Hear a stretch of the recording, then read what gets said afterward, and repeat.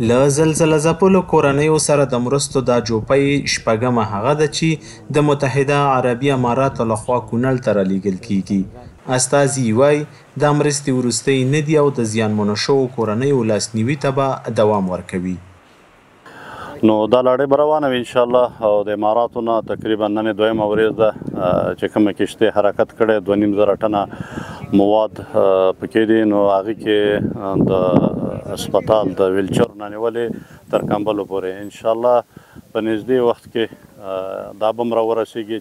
د مرستو د ویش لپاره په رامنځته شوي دي او نورو پنغالو کې میش زلزله ځپلي خلک په دې هیله دي چې د دایمي سرپناه د جوړېدو غم یې وخوړل شي.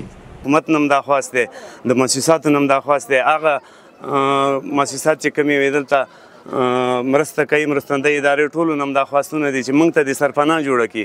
د هر څه نه مهمه زموږ سرپناه ده چې موږ ته باید سرپناه جوړه کړي. په دې خیمو کې ژوند نه کیږي، دې کې ګرمي شته دی چې نمر شي د ګرمۍ نه پکې سوځي، چې یخني شي د یخنۍ نه پکې وچیږي. خیمو کې ناست یې زموږ کورونه وران شوي دي، دې غم دې وشي. سرپناه ځای نه لرو، مالونه مړه دي، کورونه وران شوي دي، کورونو غم راله وکړي. مرګونې زلزلې د ځاني لویو تلفاتو سربیره دا ډول سلګونه کورونه هم په بشپړ ډول ویجاړ کړل.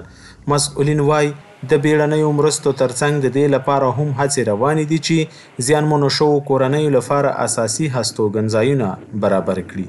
کوم مسؤلین ملګري دي هغه د ښارسازۍ سره په یو بل پلان باندې لګیا دي چې د دې خلکو لپاره مستقل کورونه جوړ کړي. د هغې د سرپناه هغه دایمي سوچ کې هغې هلته ناست یو امید د هغې تقریبا په نقشه باندې لګیا دي چې هغې ته نقشه جوړه کړي او په هغې نقشه د خلکو ته کورونه جوړ شي.